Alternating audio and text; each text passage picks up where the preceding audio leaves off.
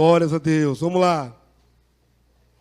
Para compartilhar a palavra do Senhor. Os milagres, só por esses tamanhos feitos do Senhor, já estou preenchido de graça.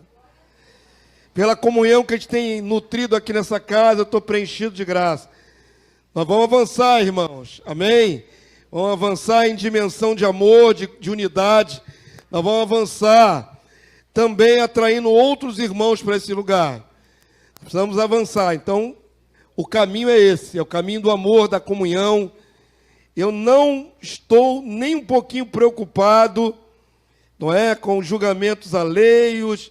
Por que está pregando isso? Isso é fundamental para nós, para sermos semelhantes à igreja primitiva. Estamos aí hoje num dia de festa, alegre, mas o tema que eu vou trazer não é nada alegre.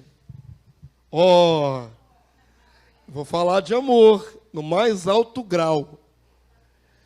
Mas hoje de tarde, no meio de tantos afazeres, e tinha que trazer a palavra, tinha que fazer esse PowerPoint com o boletim eletrônico, tem que estar intercedendo com alguns irmãos algumas situações que são vividas aqui na igreja. Mas no meio disso tudo eu consegui ler um trecho de um livro que eu trouxe lá de Fortaleza, foi o pastor Everaldo que nos deu, a mim e aos outros pastores, né, do Voz do Deserto. Fim dos Tempos Simplificado, lá do Bicker, como é que é o nome do homem? Mike Bicker, não, não é o Mike Bicker, não, é o outro. Esqueci o nome do homem agora. Ele é lá naquele ministério em Kansas, IHOP, né? Casa de Oração Internacional, que ficam lá 24 horas por dia orando. E ele fez esse livro e ele fala ali sobre o reino de Deus na terra, exatamente igual o que falamos. Ele fala da igreja passar pela grande tribulação e que a maioria do povo no Ocidente não está preparado. Estava lendo isso agora de tarde. Principalmente a igreja do Ocidente, inclusive na América do Norte, onde ele está.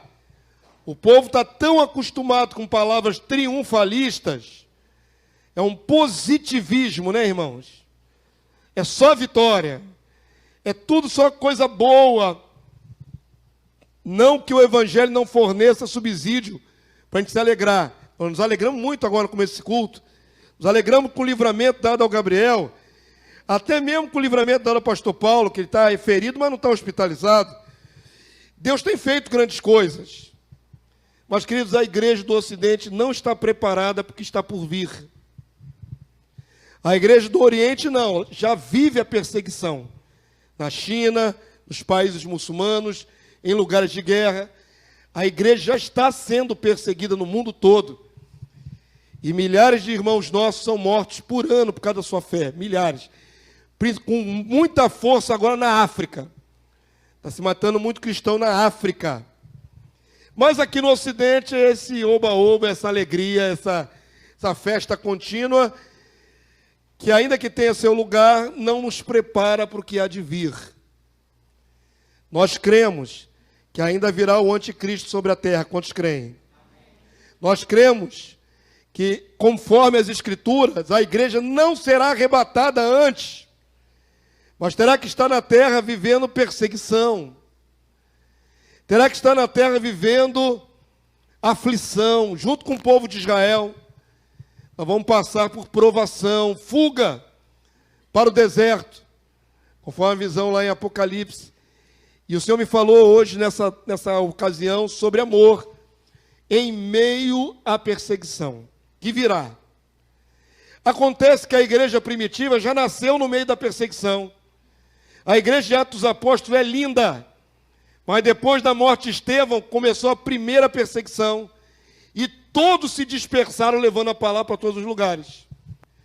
A palavra de Deus diz que em Jerusalém só ficou os 12 apóstolos. Então, de milhares de cristãos que tinha em Jerusalém, após a perseguição, só ficaram os 12. Todos esses irmãos tiveram que deixar suas casas, deixar sua comodidade, deixar aquela congregação que era enorme, que se reunia todos os dias, e partir para toda parte fugindo e levando o evangelho do reino também, fugindo e pregando. Então a igreja primitiva foi iniciada com perseguição. Cada imperador do Império Romano decretava que o cristianismo era contra a lei.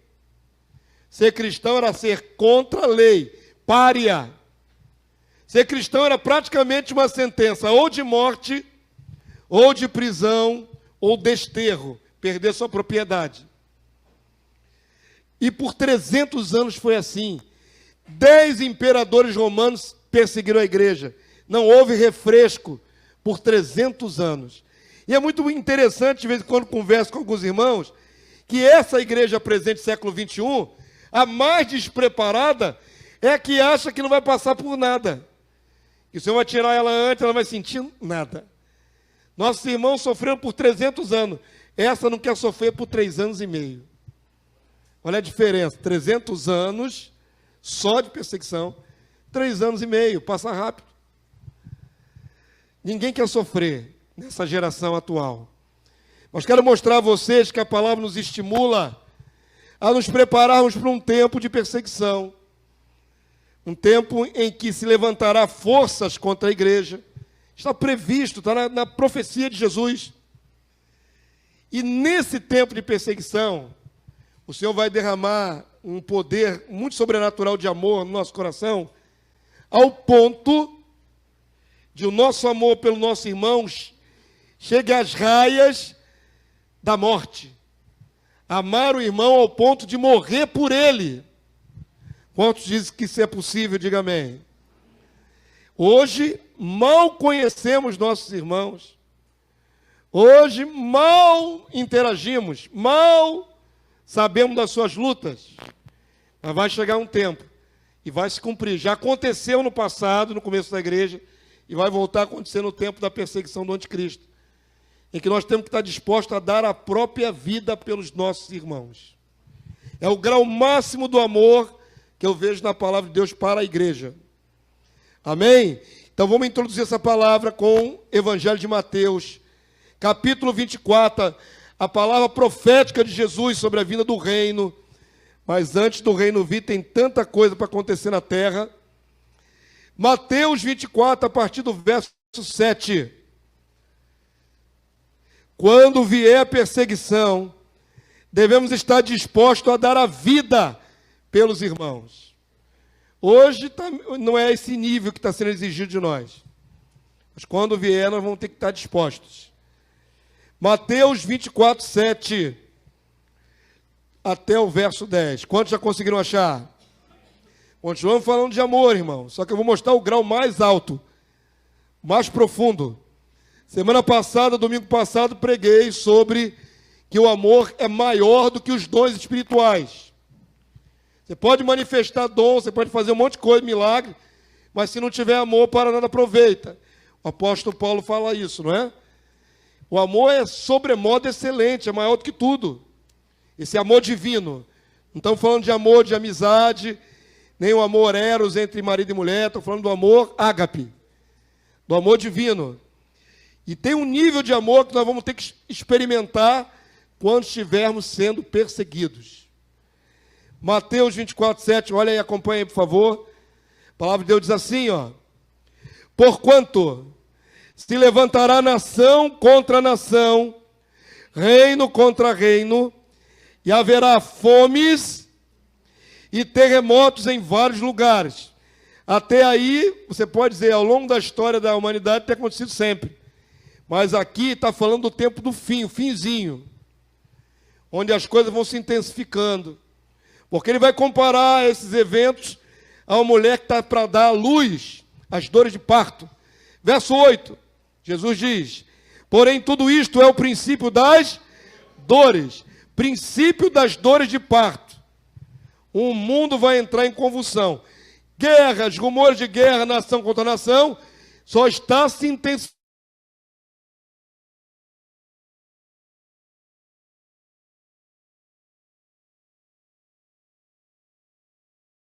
A Rússia está... A Coreia do Norte está querendo entrar em guerra. Até aqui na América do Sul, está se lutando por território na Guiana Francesa. Pode precipitar uma guerra. O mundo inteiro parece que está todo mundo querendo entrar em guerra. Pode ser até a Terceira Guerra Mundial. Fomes, terremotos. Semana pude perceber, numa reportagem, que está havendo vários terremotos em Minas Gerais. O Brasil, que não tem histórico de terremotos, está tendo vários tremores de terra em Minas Gerais. Já teve um território afastado dentro da Amazônia, com mais de 6 graus na escala Richter, que é um dos mais elevados graus. Ninguém sentiu porque foi num lugar isolado, mas foi no Brasil. A palavra de Deus diz que vai ter terremotos em todos os lugares. E se é comparado à mulher que está para dar à luz, as contrações, elas aumentam de intensidade e diminui o espaço, o intervalo entre elas. Vão acontecer mais catástrofes, uma após a outra, com intervalos cada vez menores. É o que Jesus profetizou que vai acontecer. Amém? Estamos vivendo esse princípio das dores, mas ele disse, ainda não é o fim. Tem mais alguns eventos para acontecer. Verso 9, igreja. Mateus 24, 9. O que está dentro do contexto desse período de tribulação, de grande tribulação? O que está dentro do contexto desse princípio de dores, que ainda não é o fim? O que está escrito aí no verso 9? Então sereis atribulados e vos matarão. Em que contexto está essa profecia? No princípio das dores. Princípio das dores que vão culminar na grande tribulação e posteriormente a vinda do Rei Jesus. Dentro desse pacote de profecia está a perseguição e a promessa de que seremos atribulados e alguns de nós serão martirizados e vos matarão. É martírio, assassinato. E o texto segue dizendo, verso 9, diz aí, igreja, sereis o quê? Odiados de todas as nações por causa do meu nome. É a cristofobia. Quem carregar o nome de Cristo será rejeitado, estigmatizado e odiado. Não só no Brasil, mas no mundo inteiro. Quantos estão sentindo o drama dessa profecia de Jesus aí? Quem pensa que vai ser arrebatado num arrebatamento pré-tribulacional, não se preocupa com isso. Acha que não vai sofrer nada. Mas Jesus está sendo claro. Vocês vão ser odiados por causa do meu nome, do nome de Cristo. Por ser cristão, vos odiarão. E a palavra conclui aí no verso 10. Vamos lá, essa introdução. Nesse tempo, muitos hão de se escandalizar, trair e odiar uns aos outros. É a grande apostasia. A igreja vai ser pressionada ao extremo. E em sendo pressionada, perseguida, alguns vão se escandalizar. Vão preferir abrir mão da fé do que sofrer. E isso aí vai ter rachas. Vai ter discordância até em famílias cristãs. Porque um vai querer pagar o preço e o outro não. Quadro terrível esse, né, irmãos? E é exatamente isso também viveu a igreja primitiva. Vai ser exigido de nós, então, um nível de amor maior. Existem palavras que você lê no Evangelho, existem palavras que você lê no livro de Atos Apóstolos, nas cartas de Paulo, que não tem, digamos assim, paralelo ou ressonância com a nossa realidade atual. Nós não estamos vivendo aqui no Brasil perseguição. E aí parece que a palavra não tem nada a ver conosco. Por exemplo, vou dar um exemplo. Paulo chega a dizer assim, quem é casado, seja como se não fosse. Você pegar esse texto isolado de contexto, parece que Paulo é contra o casamento. Não é isso. Você tem que ler esse texto no tempo que Paulo estava sendo perseguido e a igreja. Quem é casado, seja como se não fosse, porque naquela ocasião, estar casado era quase, irmãos, morrer por antecipação. Você imagina ser perseguido, capturado, preso numa masmorra e depois levado diante de uma arena para ser martirizado de diversas maneiras, por espada, por esfolamento, ou na cruz, crucificado, com a família toda, sem isenção. Ia para o sacrifício vovô, a vovó, ia para o sacrifício as crianças de colo. Nessa ocasião não era bom estar casado. É esse o sentido. Nessa ocasião era temeroso estar casado, porque você podia presenciar a prisão dos seus cônjuges, seus filhos. O contexto era de perseguição. Algumas palavras não realmente para nós parecem até estranhas, mas para eles era a vivência de dia a dia, por amor a Jesus. Amém? Então aquilo que a igreja viveu no princípio, há de reviver em pequeno espaço de tempo também no final. E vai se exigir então, irmãos, um nível de amor muito maior. Abra, por favor, a primeira carta de João, capítulo 3, verso 16. Primeira carta de João 3,16. O que a palavra exige nesse texto, a igreja do tempo final ainda não consegue viver.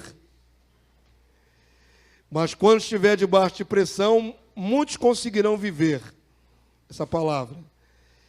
1 João 3,16. Eu falei que a palavra é sobre amor. E é em meio a essa pressão da perseguição.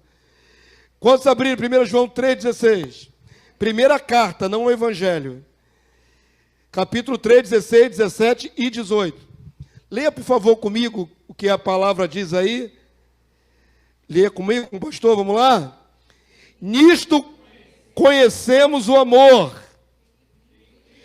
que Cristo deu a sua vida por nós. Amém, igreja? E agora leia o finalzinho.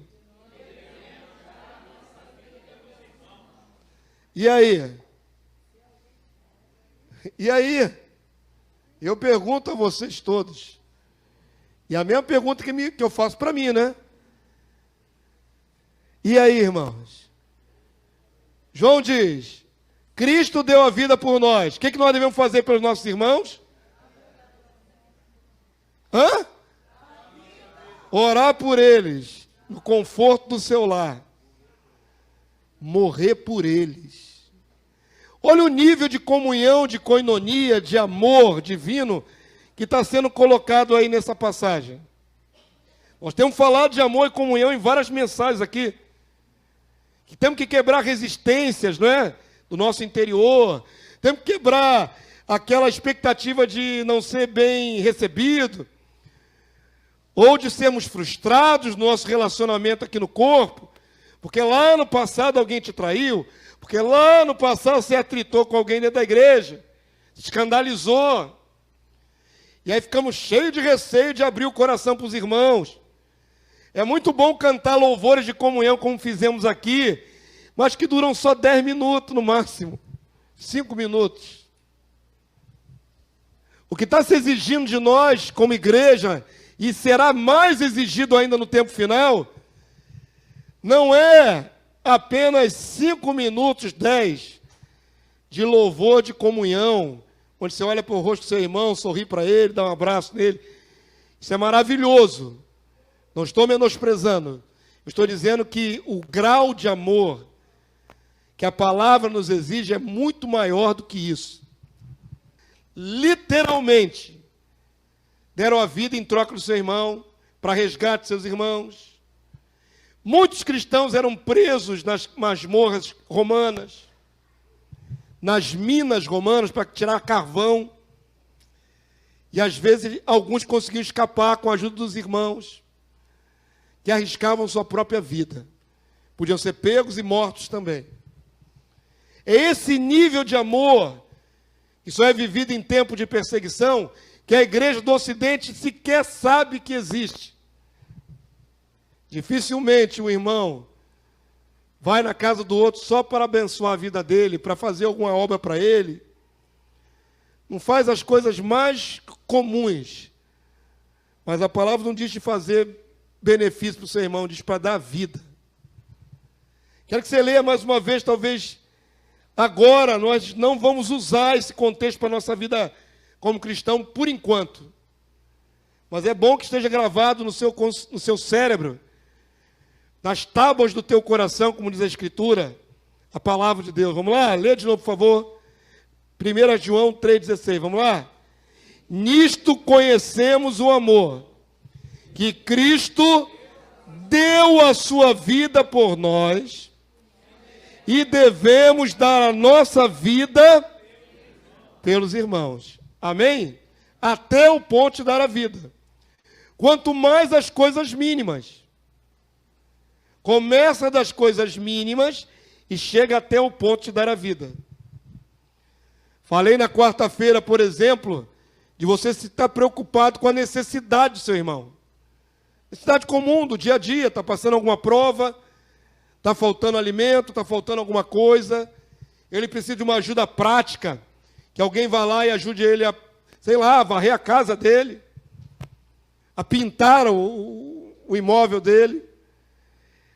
Começa com essas coisas mais fáceis, até chegar ao nível mais elevado. E aí no contexto ele diz assim, falando sobre aquilo que você já pode fazer. Verso 17, vamos lá, igreja. Ora, aquele que possuir recursos deste mundo, dinheiro, e vir a seu irmão padecer necessidade, e fechar-lhe o seu coração, como pode permanecer nele o amor de Deus? Filhinhos, não amemos de palavra, nem de língua, da boca para fora, mas de fato e de verdade. Quantos dizem amém? Qual é o nível da comunhão da igreja que o Senhor gostaria que vivêssemos? Se você está dizendo que quer viver como a igreja primitiva, ao ponto de não falarmos mais da boca para fora, mas agirmos de fato, abençoando-nos mutuamente, naquilo que é necessário. Amém? Quantos compreenderam? Está aí bem explícito. Amar tem a ver com doação. Não é? Deus amou o mundo que deu. Quem ama, dá. É uma ação prática. Não tem a ver com sentimento na mente, palavra na boca, isso aí. É muito fácil dizer eu te amo. Mas o amor se evidencia na prática. Amém, queridos? Esse é o nível que vai ser exigido da igreja quando estiver em perseguição. Mas a igreja já passou por isso. O próprio Senhor Jesus entregou a vida por amor. João capítulo 15, Evangelho de João capítulo 15, verso 13. Só para não esquecermos que Jesus entregou sua vida por amor. Vamos lá? João 15, verso 13. Só esse versículo. Quantos já conseguiram achar? Jesus disse: ninguém tem maior amor do que este, de dar a alguém a própria vida em favor dos seus amigos. Ele falava a respeito de seus discípulos, os apóstolos. Mas o maior gesto de amor é dar a própria vida. Endossa o que João mais adiante vai dizer, né? Assim como Jesus deu, vocês também têm que dar. Abre agora em Romanos, capítulo 8, verso 34. Lembrando que o apóstolo Paulo viveu debaixo de perseguição, de ódio. O apóstolo Paulo quase foi morto algumas vezes. Várias vezes pegaram o apóstolo Paulo para matá-lo. Em uma ocasião, o apóstolo Paulo foi apedrejado e dado como morto. É assim que aparece na sua Bíblia em Atos. Ele foi dado como morto, depois de apedrejado.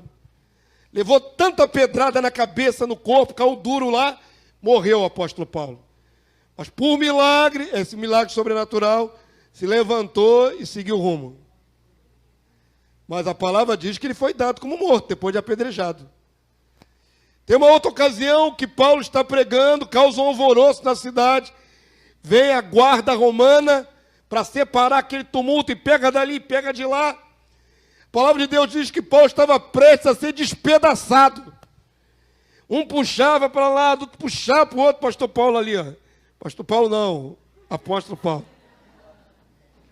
Não deixar de ser pastor, né? Ele é um guia também. Tu imagina o perrengue que o apóstolo Paulo viveu nesse momento, irmãos, ao ponto da palavra dizer, estavam a ponto de despedaçá-lo. Iam puxar, arrancar um braço para um lado, perna para o outro. Ele teve livramento, vários. Então o apóstolo Paulo sabia o que é viver sob a pressão da morte. A igreja primitiva sabia o que era a pressão de ser perseguida. O que a igreja moderna não sabe no Ocidente. No Oriente sabe. Romanos capítulo 8, verso 34. Leia, por favor. Você provavelmente conhece essa passagem. Mas vamos ler dentro do contexto de perseguição. Quem os condenará? É Cristo Jesus quem morreu, ou antes, quem ressuscitou, o qual está à direita de Deus e também intercede por nós.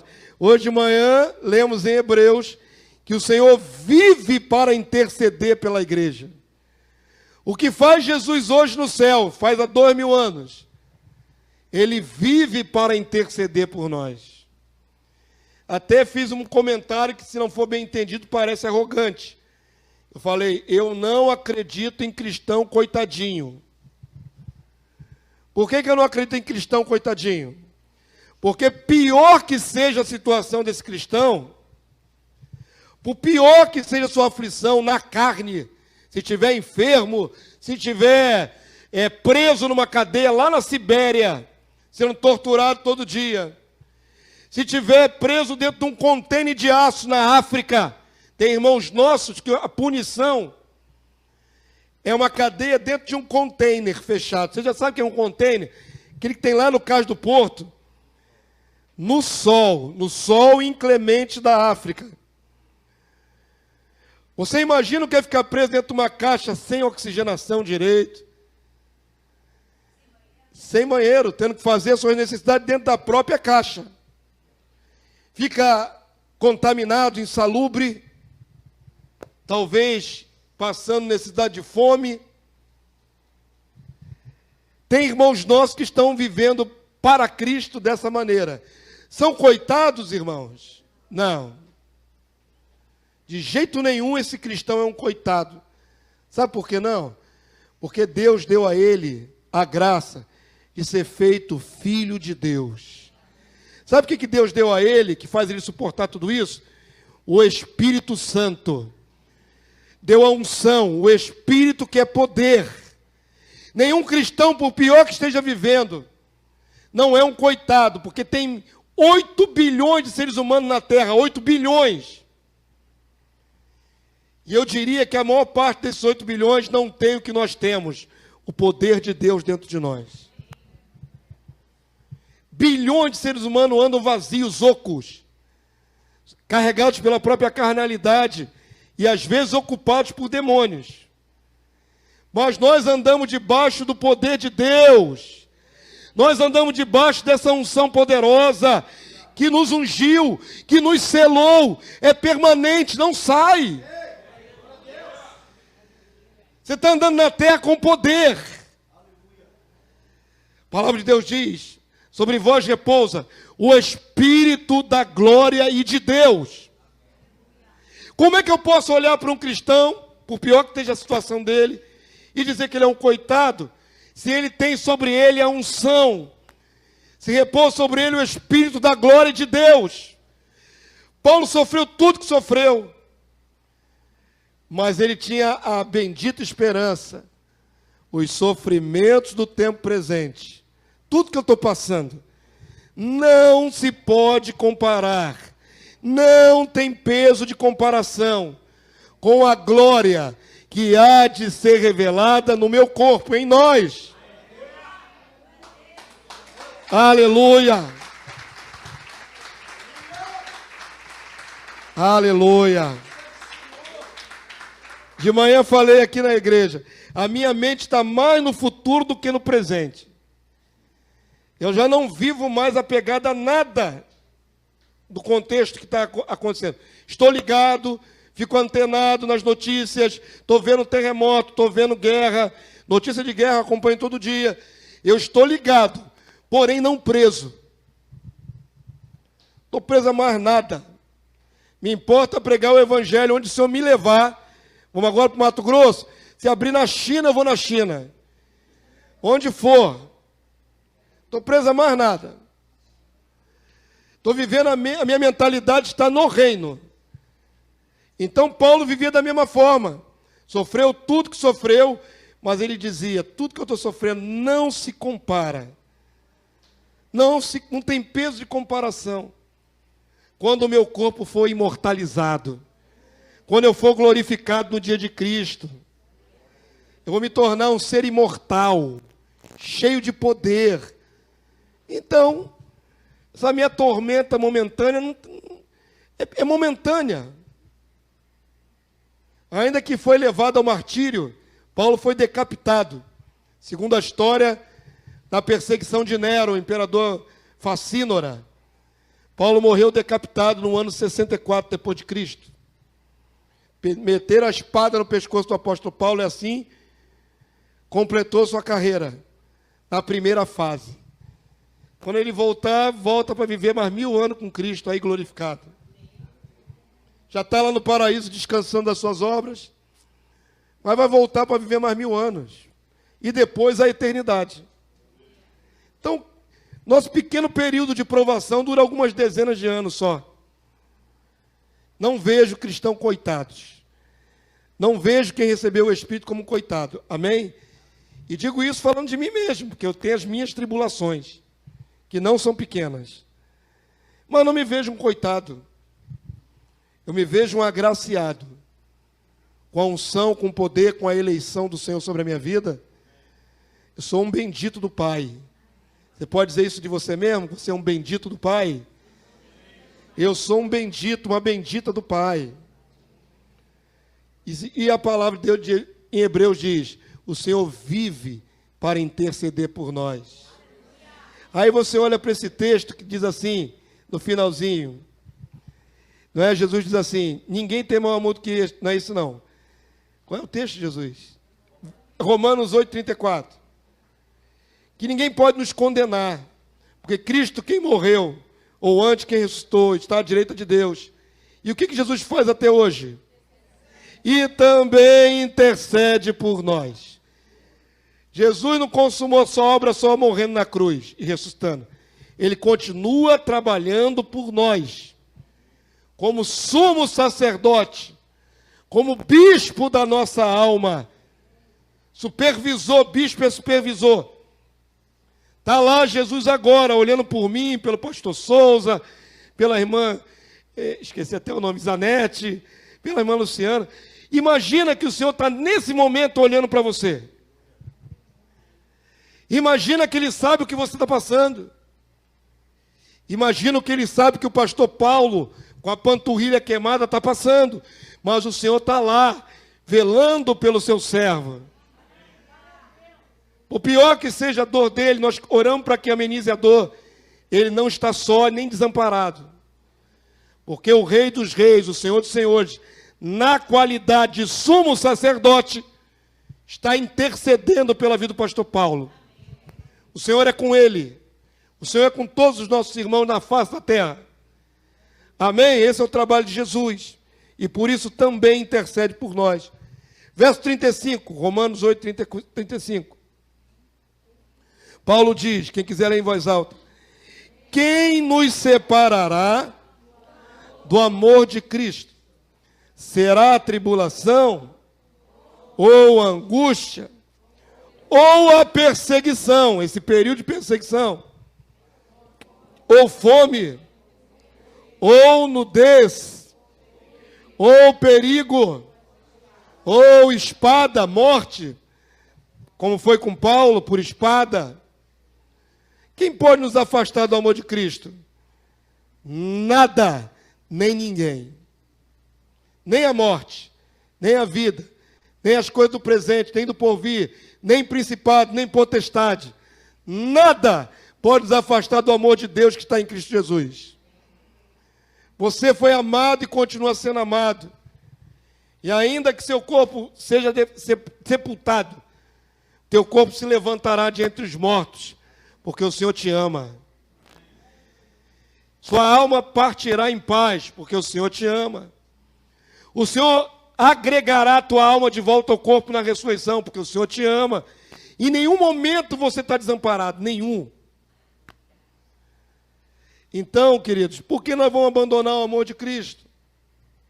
Vimos no texto de Mateus 24 que alguns se escandalizarão quando vier a perseguição. Mas Paulo nos exorta a não abandonar o amor de Cristo, a viver essa dimensão mais profunda do amor divino, com toda a sua força, com todo o seu ser. Começa amando os seus irmãos. Amém, queridos? E aí, texto no verso 36, conclui. Como está escrito, por amor de ti, por amor do Senhor, somos entregues à morte o dia todo. Fomos considerados como ovelhas para o matadouro. Essa é a realidade da igreja sob perseguição. No tempo de Paulo morriam muitos cristãos, todo dia. Todo dia alguém morria, mas não negava Jesus. Paulo usa então a passagem lá do passado para dizer, somos entregues à morte o dia todo. A igreja daqui do Ocidente não vive isso. A igreja do Oriente, alguns vivem. Amém? Mas vai chegar um tempo em que será perseguição a nível global. Eu não sei que grau de perseguição vai ter aqui no Brasil. Não sei. Não posso preconizar, não posso profetizar que não sou profeta. Sou só o mensageiro. Haverá algum nível de perseguição. Qual nível, não sei predizer. Não sei se vão prender a gente. Eu não sei se vão proibir reuniões de culto, como foi o ensaio lá na época da Covid, que por motivo sanitário de saúde fecharam os templos. Para mim aquilo foi só um ensaio. Quando vier a perseguição do anticristo, será que nós vamos poder nos reunir, irmãos? Num lugar como esse ou nas casas? Será que vamos ter liberdade para fazer culto? Eu me lembro que alguns anos atrás, lá na terra do Isaac, na Bolívia, o seu Evo Morales, o presidente, ele tentou passar uma lei, uma reforma na Constituição, para proibir novos convertidos de se agremiar à igreja. Lembram disso? Eu mostrei aqui nessa casa na época. Nós oramos por isso.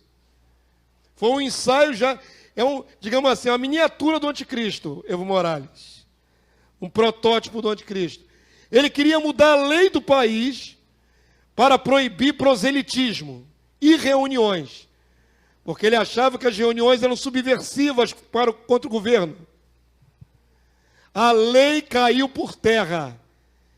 Não sem antes os nossos irmãos bolivianos irem para as ruas, irem para a frente do Congresso Nacional de dia, todo mundo de terno, com Bíblia na mão, e ajoelhados diante daquele Congresso, clamando ao céu, Senhor, não permite. Não permita que essa lei passe. E a lei não passou. Mas foi um ensaio. Ainda não era tempo. Mas não é um ensaio? Proibir proselitismo, você não pode pregar Jesus. Proibir ajuntamentos com um certo número de pessoas é proibir a igreja de se reunir. Com pretexto político, mas na prática era perseguição à igreja. Cristofobia. Já há ensaios. Amém? Então não sei, não posso profetizar qual o nível da perseguição que vai nos alcançar aqui no Brasil. Provavelmente vai ser muito mais intenso lá na Europa, no Oriente Médio, vai ser muito mais intenso. Onde estará o foco ali da batalha, onde estará ali também as forças de Gog e Magog, do anticristo, né? É mais Oriente Médio. Mas que virá para nós, irmãos? Que virá para os cristãos do Ocidente, que só pensam em festinha gospel, só pensam em carnaval gospel. Agora é época de festa junina gospel. Ai, Jesus, não aguento essa geração. Meu Deus do céu. Deus deve olhar lá de cima assim, Jesus deve olhar do trono. que vocês estão fazendo vestido de caipira? Meu Deus, por que, meu Deus? O pessoal está enfeitando a igreja com bandeirinha e bebendo quentão sem álcool. Aí os crentes, é terrível. Um grupo faz, os outros acham bonito. Às vezes não é nem daquela igreja, mas eu vou lá ver qual é dessa festa junina. Ainda mais no interior do Nordeste, então é muito forte, né, pastor Souza? Mas lá, pelo menos, é com os católicos. Aqui é com os crentes. Os crentes gostam de festa junina, que é uma festa pagã, é uma festa com cunho religioso. Mas quantos crentes ficam fustigados, né, na alma? Pô, mas eu queria ir lá só para ver. Eu não vou nem comer nada.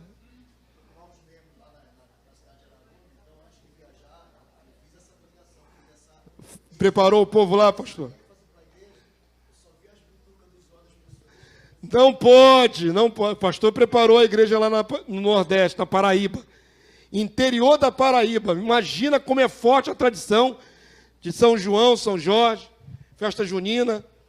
Aí Jesus está lá olhando do céu, já estou quase descendo para descer a lenha na terra, e o meu povo está pulando a fogueira,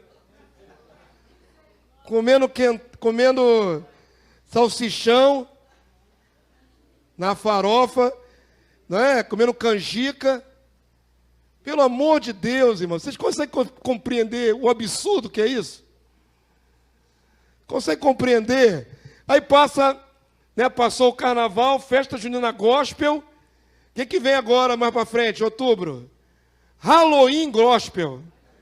Ah, pelo amor do santo Deus. Tem Halloween gospel. Meu Deus do céu, que geração é essa aqui no Ocidente?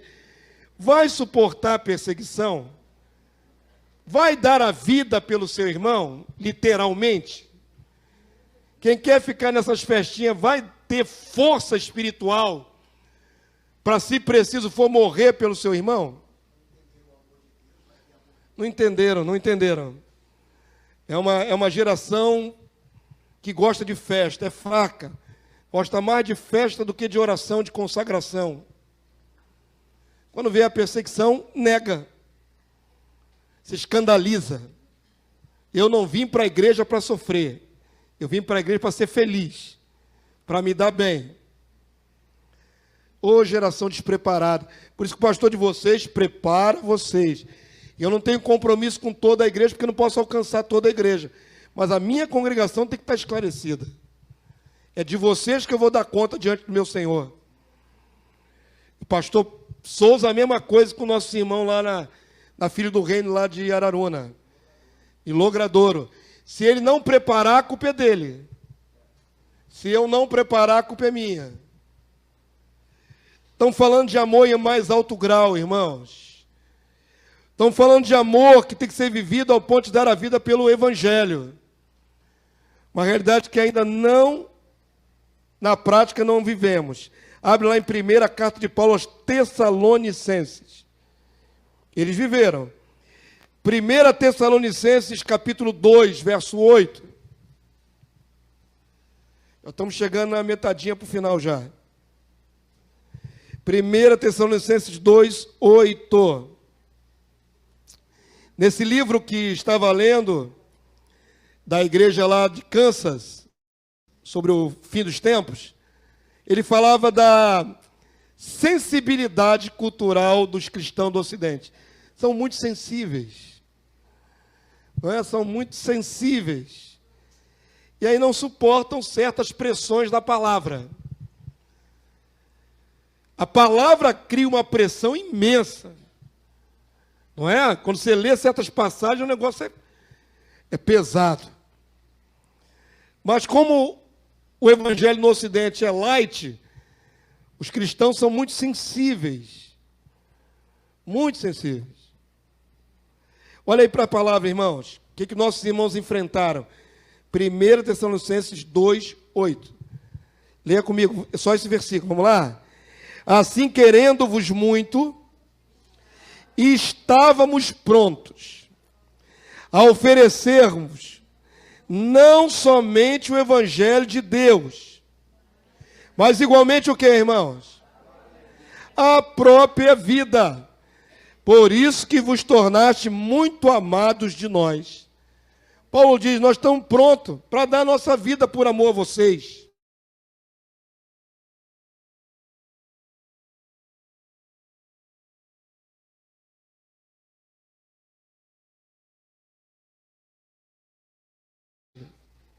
Ser perseguido e morto era uma realidade. Perder todas as posses, uma realidade. Mas a disposição dos cristãos no início era estou disposto. Eu estou pronto. Já estou pronto para dar minha vida por amor a Cristo e amor aos meus irmãos. Perceberam o nível que ainda pode ser uma realidade do nosso futuro, breve? Aí, queridos, eu quero mostrar a vocês como a igreja fazia isso uma prática. Dar a vida pelo seu irmão. Tem um livro de John Fox. Ele é um escritor medieval, evangélico, protestante. Ele escreveu um livro chamado Livro dos Mártires.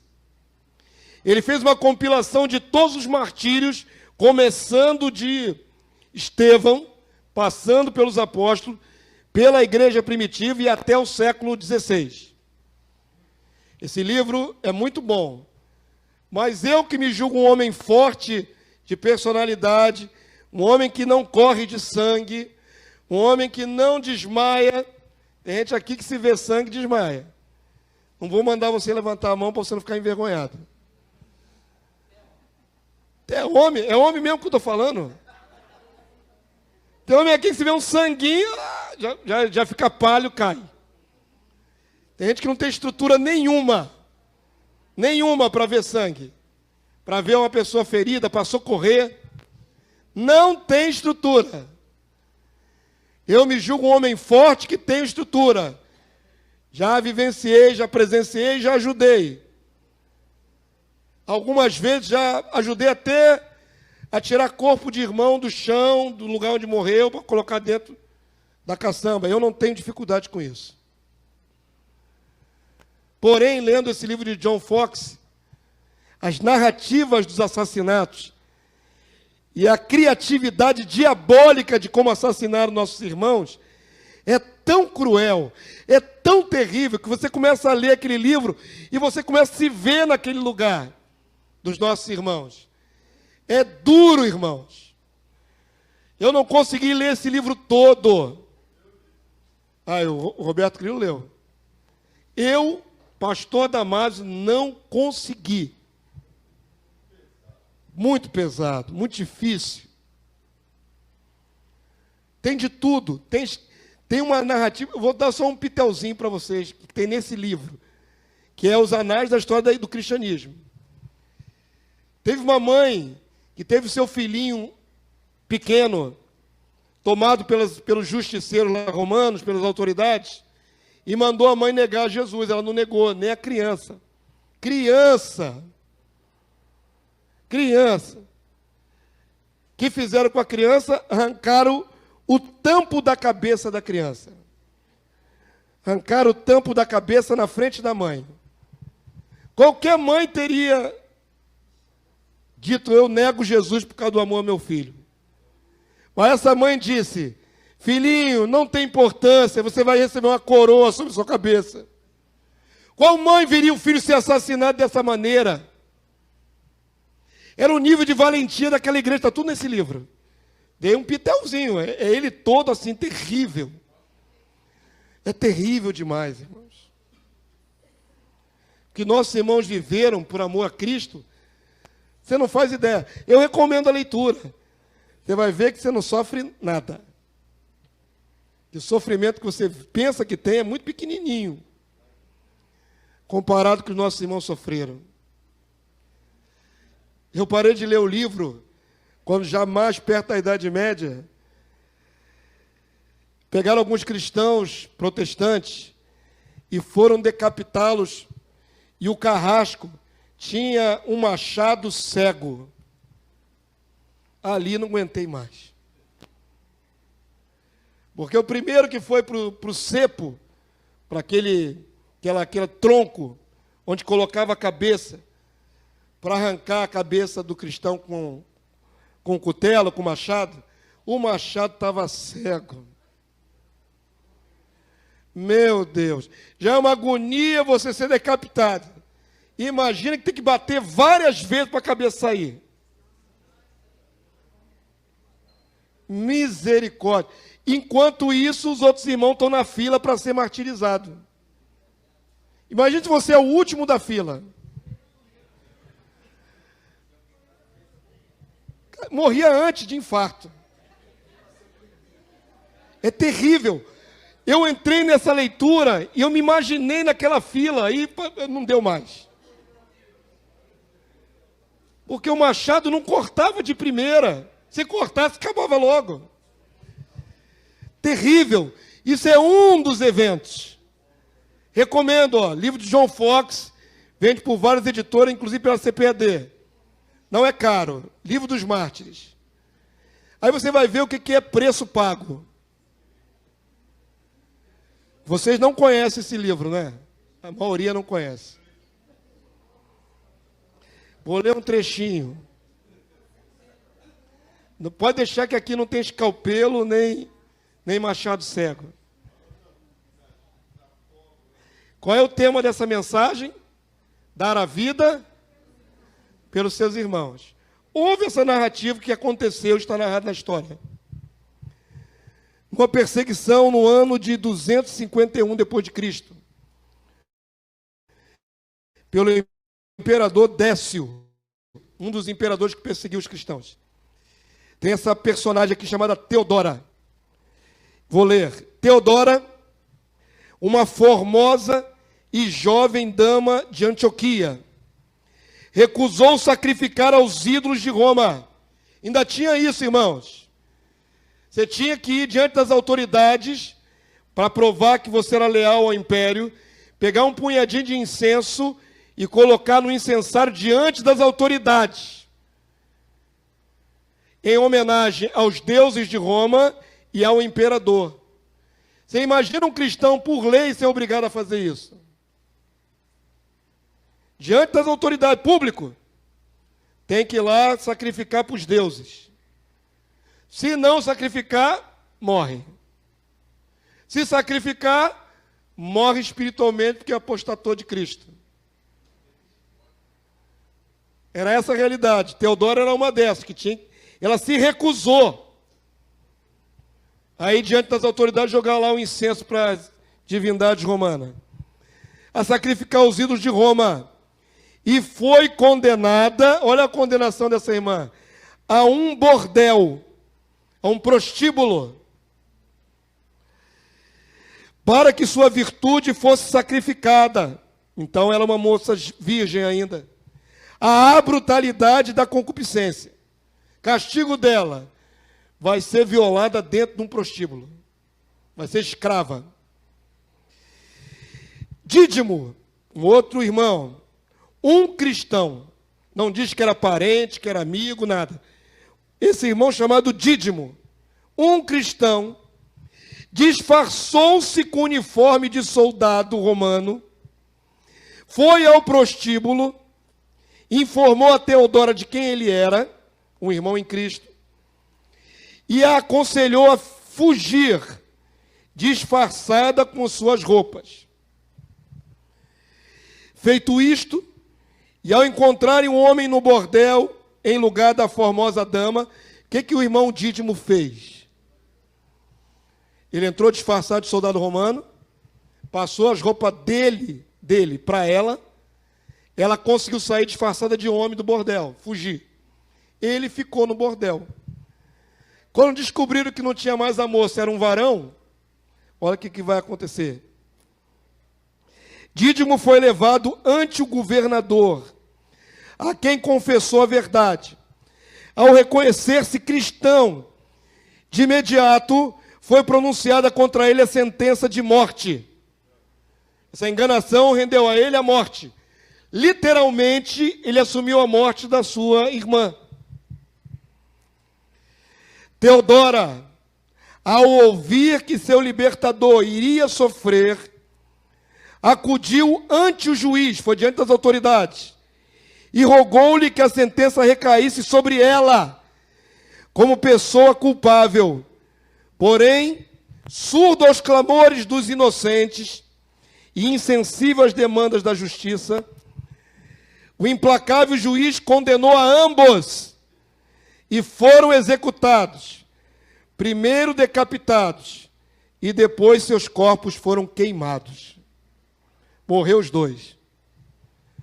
Ainda que no final não escapou ninguém, que é vida real, não é conto. Perceba a ousadia de um varão que, vendo uma jovem aflita dentro de uma condenação, trocou de lugar com ela por amor à sua irmã. E não era um amor que não tem nada que indique que era amor romântico. Simplesmente assumiu a condenação dela.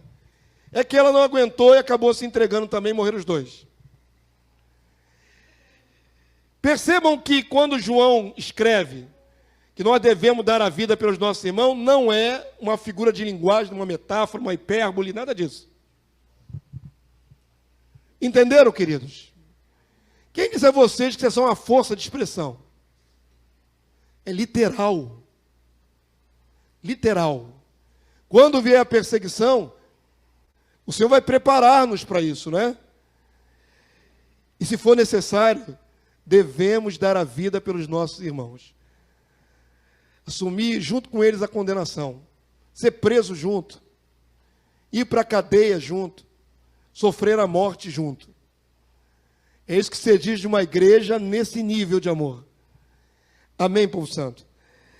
Por último, aí, Apocalipse 12, 10. É o último texto que nós vamos ler nessa noite.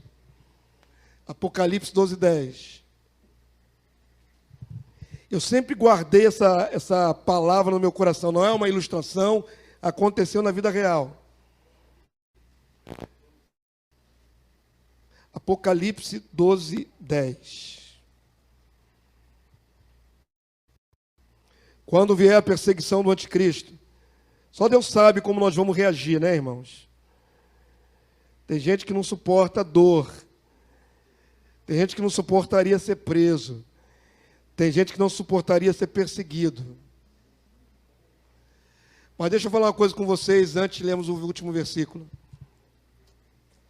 Quando eu me converti ao Evangelho do Reino, primeiro a Cristo, depois ao Evangelho do Reino, eu me anuí ao pastor Arcélio Antunes, que pagou um preço grande na vida dele para trazer essa revelação do Reino. E éramos 6 pastores junto com o pastor Arcélio, 7. Nos reunimos nas nossas casas, em almoços, em estratégia, planejamentos. Era o pastor Arcélio mais 6. E eu, naquela altura, tinha uns 30 e poucos anos, mais ou menos. Um jovem, garotão, eu estou com 55, tinha 30 e pouco, mas faz mais de 20 anos atrás.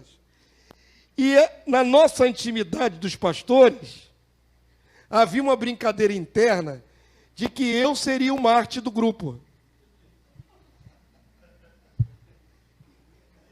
A brincadeira era essa, porque eu mesmo alimentava isso. Eu dizia, estou disposto a morrer pelo Evangelho. Só que a gente amadurece, né, irmão? Veja bem, Não quer dizer que se o Senhor não tiver isso para mim, eu não vou ter que passar. Eu estou dizendo que não se deseja o martírio. A compreensão minha foi alargada, eu estudei muito, estudei a igreja primitiva, todo sofrimento. Aí eu entendi uma coisa, porque há relatos também de irmãos que na hora do sofrimento negaram Jesus. Voltaram atrás, não aguentaram. O martírio não é desejável. O martírio será dado a quem o Senhor desejar que passe pelo martírio. Se o Senhor tiver para a sua história que você sofre martírio, você vai sofrer martírio. Só que o Senhor vai te dar graça para suportar o martírio. Quantos entenderam? Não tenta bancar o herói antes da hora. Era o que eu fazia. Eu achava que eu era herói. Até ficar mais maduro e entender Eu não preciso desejar o martírio. Sabe Deus se eu vou suportar? Eu tenho que estar com a minha vida no Senhor. Eu tenho que me encher de Cristo. Porque se tiver que passar pelo martírio, o Senhor me dará graça. O martírio não é partindo de você. O martírio parte do Senhor. Sempre lembro a vocês, Pedro e Tiago foram para a prisão na mesma época. A Tiago decapitaram na prisão. A Pedro, Deus enviou anjo para abrir a porta de maneira sobrenatural. Os dois eram apóstolos, os dois estavam presos no mesmo cárcere. Por que Deus deixou um morrer e o outro livrou com o anjo? Não podia ter livrado os dois com o anjo? Mesma coisa. Ou não podia ter deixado morrer os dois decapitados? Mas para Pedro tinha uma outra jornada. Para Tiago terminava ali. O mesmo Deus, a mesma cadeia, destinos diferentes. Amém? Entenderam? Não é generalizado. Deus só vai permitir que você passe se for soberana vontade dele. Mas a perseguição será generalizada. O martírio não. Amém?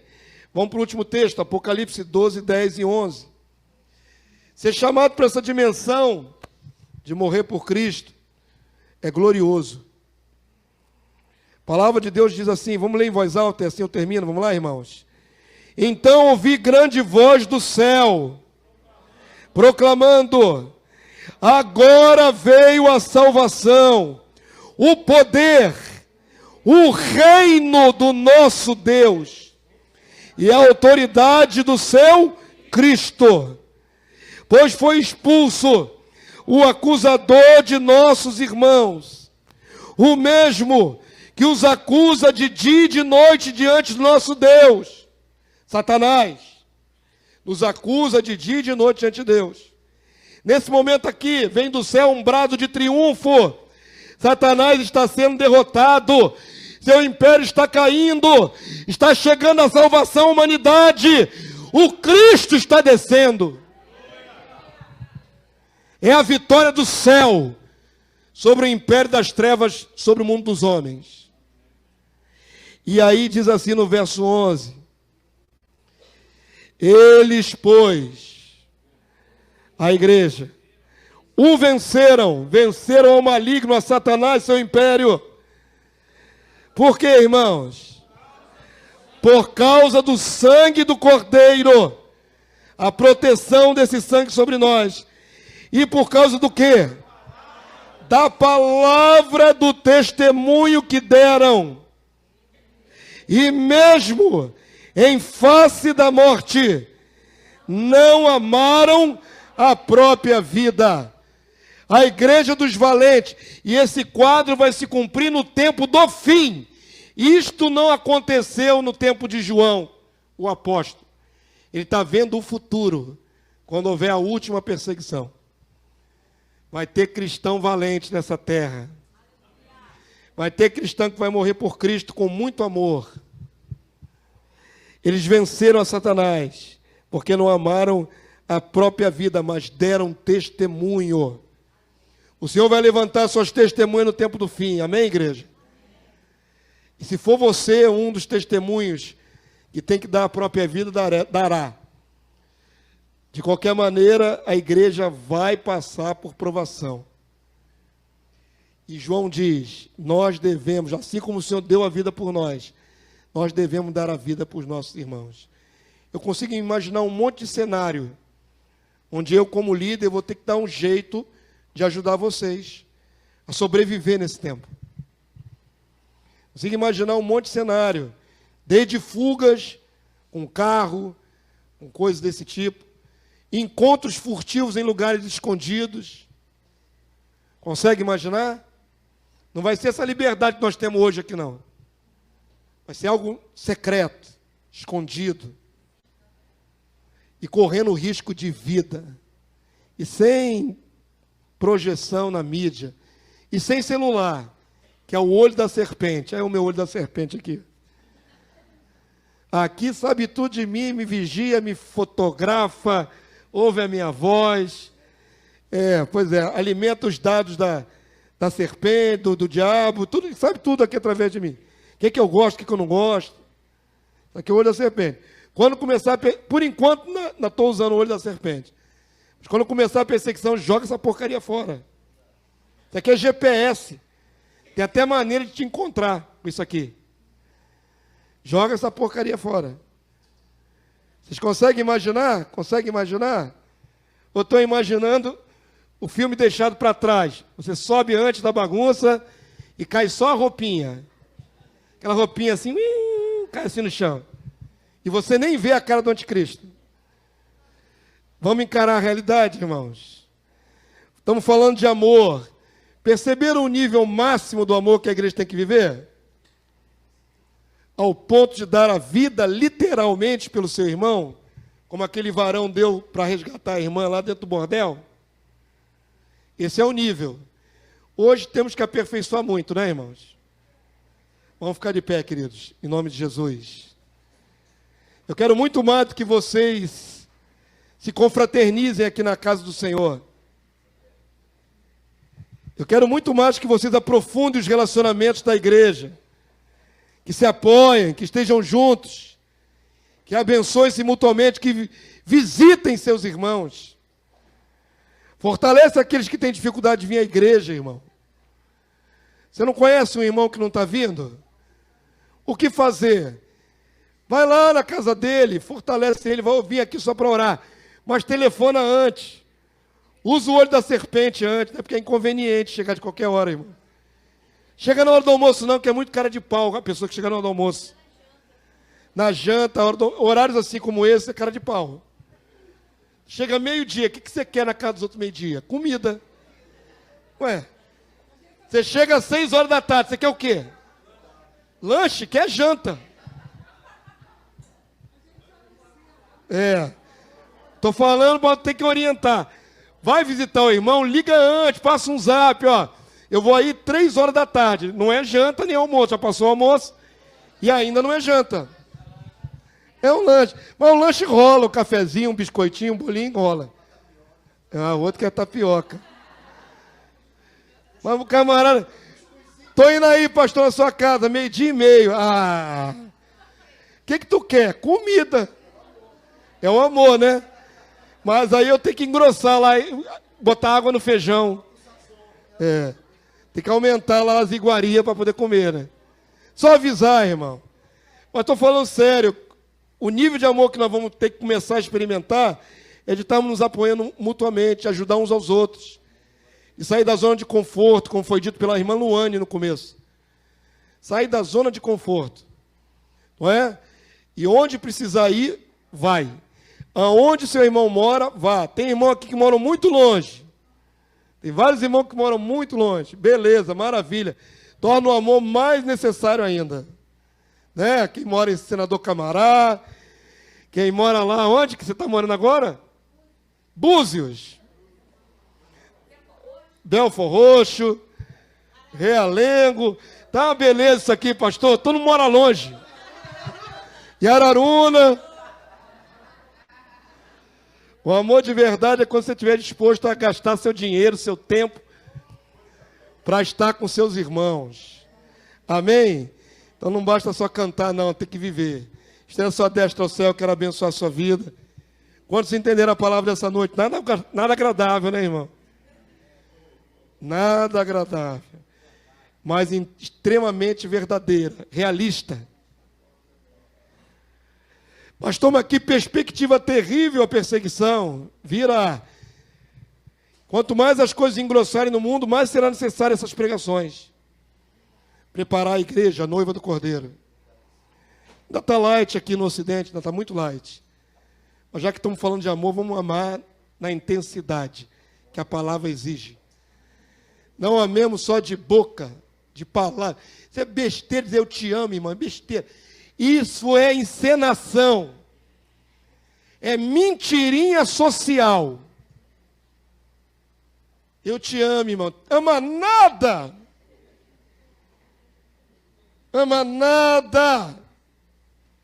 É na hora que seu irmão precisar que eu vou ver se você ama ele ou não ama de verdade. É na hora da precisão, da necessidade. Amém, povo santo? Estenda sua destra ao céu, vamos pedir a Deus graça. Que Ele aumente, que Ele amplifique, que Ele aperfeiçoe o nosso coração. Aumente esse amor no meio de nós. Eu não estou procurando mover, eu não estou procurando aqui fazer dinheiro com isso.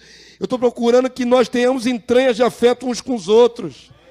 É só isso que me interessa, não me interessa mais nada. Eu não estou fazendo mover para ser engraçadinho. Eu quero que vocês se amem, que você me ame, que eu possa amar mais você também. Todos nós. Em nome de Jesus. Pai Santo, louvado seja o teu nome por essa noite. É maravilhoso te adorar no meio da congregação. É maravilhoso exaltar o teu Filho Jesus no meio da congregação. Nosso Senhor, Salvador e Rei, sumo sacerdote da nossa confissão, bispo da nossa alma, que vive para interceder por nós. Como é precioso saber que somos velados, que somos vigiados por um Deus que não dorme e não tira cochilos. Por um intercessor que vive 24 horas por dia, intercedendo pela igreja, pelos seus eleitos. Muito obrigado pelo teu olhar constante sobre nós. Não somente nessas 2 horas de culto, mas quando sairmos daqui, entrarmos nas nossas conduções, chegarmos nos nossos lares, ali o teu olhar continuará sobre nós. E ao deitarmos nas nossas camas, quando somos mais vulneráveis, porque não podemos nos defender dormindo, a tua proteção estará sobre nós. Os teus anjos continuarão velando por nós. De sorte que podíamos dormir o sono dos justos. Deito e logo adormeço, porque o Senhor me guarda. Cremos na tua provisão, na tua palavra. Jeová Jireh, que provê todas as coisas. Jeová Rafá, que nos cura. Louvado seja Deus, que livrou a carne do menino Gabriel de toda ferida. Não cansamos de te glorificar por isso. Livramento sobrenatural. Louvado seja o Senhor que tem preservado a muitos de nós da morte. Muito obrigado, Senhor. Senhor, o que daremos ao Senhor por tantos benefícios? Queremos tomar posse da tua palavra e nutrirmos em nós um amor muito forte por Jesus. O amor mais forte é pelo Senhor Jesus, nosso Salvador e Rei, mas também pelos nossos irmãos. Senhor, nos ajuda a amar na horizontal, a amar em redor, a amar aquele que está do nosso lado na congregação, a amar os nossos irmãos onde quer que estejam, quer em outras congregações, quer em outros estados e países. Onde tiver um servo teu, um filho teu, nós queremos amá-lo de todo o coração, como se conhecêssemos há muitos anos. Deus nos permite viver essa dimensão. Estreita nossos relacionamentos, meu Deus, nessa casa. Estreita nossos interesses comuns de te servir. Que um apoie o outro. Que um sustente o outro em oração. Que um se importe em ligar para o outro. Que um vá à casa do outro. Porque até ser hospitaleiro faz parte do cristão autêntico. Receber os irmãos em casa. Ajuda a tua igreja, Senhor, a não amar só de boca, mas em verdade. Ajuda-me a mim, teu servo, na condução dessa congregação, em toda palavra de sabedoria, em todo entendimento, mas também na prática daquilo que tenho ensinado essa casa. Me ajuda a amá-los de tal maneira que eu possa me dar para eles também. Até o tempo, Senhor, que se tivermos vivos na face da terra, quando estourar a grande perseguição da igreja, nós estejamos preparados para acudirmos uns aos outros, para escondermos os nossos irmãos, para sustentá-los, para fazer o que for possível por eles, e se for necessário, até morrer por eles. Nos ajuda, que possamos dar passos graduais nesta dimensão de amor, até a dimensão máxima, em nome do Senhor Jesus, em nome de Cristo Jesus. Amém e amém. Amém, povo santo. Glória a Deus. Aleluia.